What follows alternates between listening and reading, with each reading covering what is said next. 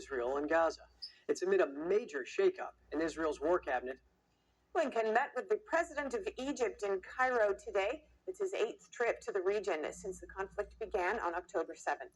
And in Israel, Minister Benny Gantz quit the country's 3-man war cabinet yesterday. He's from a different party as Minister Benjamin Netanyahu and initially joined the war cabinet as a show of unity against Hamas. Gantz is calling on Netanyahu to agree to an election date. Israel managed to rescue 4 hostages held in Gaza over the weekend.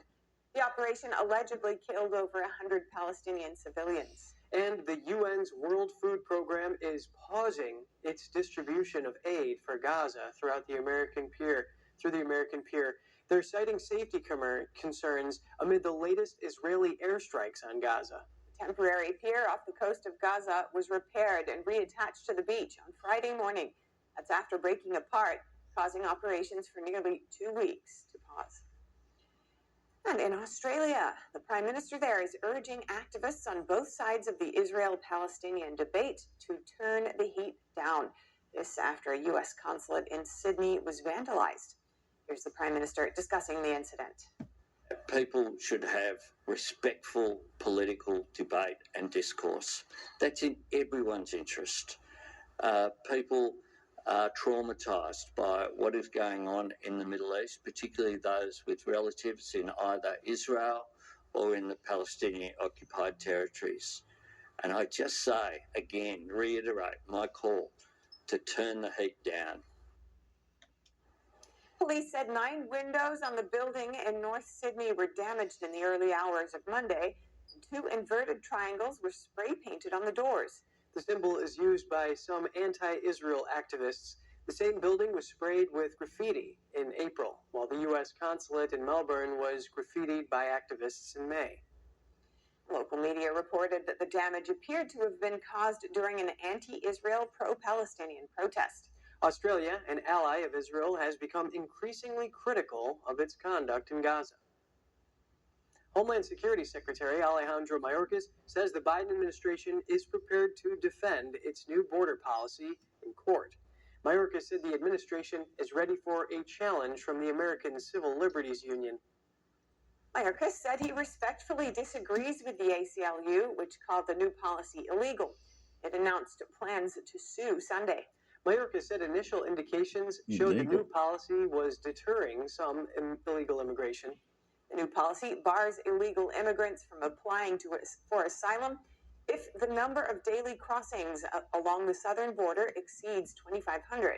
Texas Governor Greg Abbott said he thinks the policy is backfiring and will invite even more people to cross the border illegally. Yeah. The number of illegal crossings at the southern border is reportedly going down. That's as President Biden's new executive order is taking effect. A U.S. border official told Reuters that Friday saw a drop in people trying to enter the country illegally. According to him, Border Patrol arrested around 3,100 people crossing illegally that day. NTD can't independently verify the number, but if accurate, that's down roughly 20% from the days before. But it's still above the 2,500 limit set by the executive order. The new policy aims to maximize the number of immigrants placed in expedited removal, which is a fast-track deportation process. Since Wednesday, more than 2,000 people per day were put in expedited removal. That's more than double the previous rate. To find out how people are reacting to Biden's executive order on the U.S. border, I asked people in Midtown Manhattan for their thoughts. And while immigration is polling high nationwide as a top election issue, most of the people I spoke with said it wouldn't affect their vote in November. Check it out.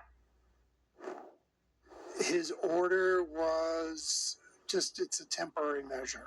And I think if both sides get together, Republicans and Democrats, eventually they will reach a better way.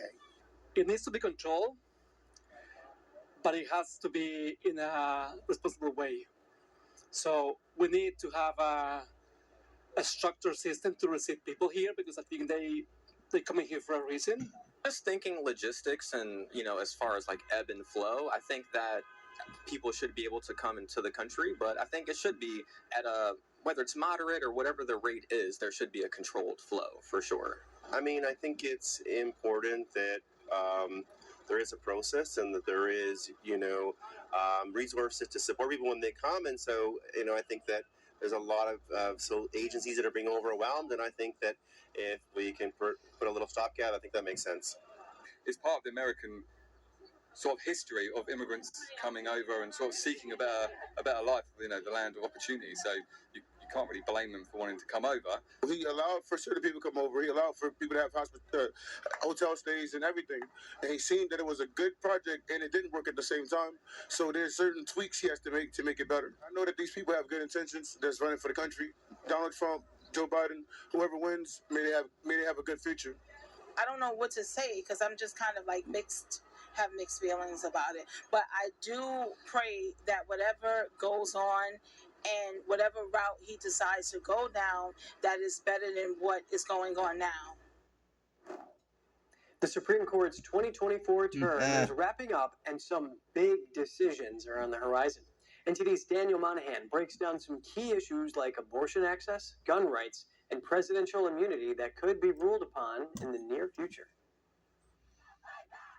First, in FDA versus Alliance for Hippocratic Medicine, the court will decide on the fate of mifepristone, a drug used in chemical abortions. A group of doctors are challenging the FDA's approvals that expanded access to this drug. The expansion eliminated the in-person doctor's visit requirement and allowed pharmacies to dispense the drug, including by mail. Next, in Moody versus NetChoice and NetChoice versus Paxton, 2 state laws regulating social media are under scrutiny. Florida's law fines companies for banning political candidates, while Texas's allows lawsuits against platforms for removing political content. Tech companies argue these laws violate their First Amendment rights. In United States versus Rahimi, the court will address whether individuals under domestic violence prevention orders can own guns. Another major case, Loper Bright Enterprises versus Raimondo, might challenge the principle of Chevron deference. This principle allows federal agencies to interpret ambiguous laws. Fishermen are suing over a rule requiring them to pay for federal monitors on their boats.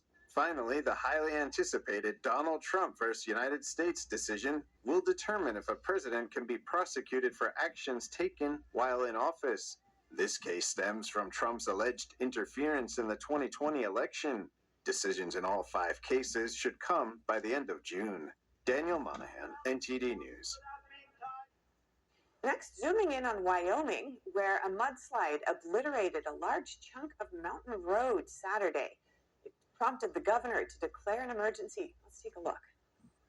Photos of the Teton Pass Road show a gaping chasm where a section of highway used to be.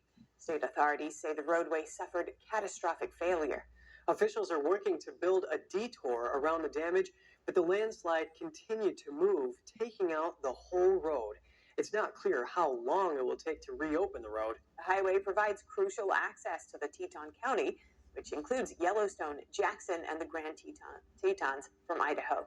Wyoming Governor Mark Gordon said no one was injured during this incident. Thankfully. Coming up, a summit aims to pave the way for peace in Ukraine. More than 90 states and organizations have registered to participate later this week. The French President Emmanuel Macron has called for new parliamentary elections, but organizers for the Paris Olympics say this won't affect preparations for the Summer Games. Get that and more when we return with NTD News.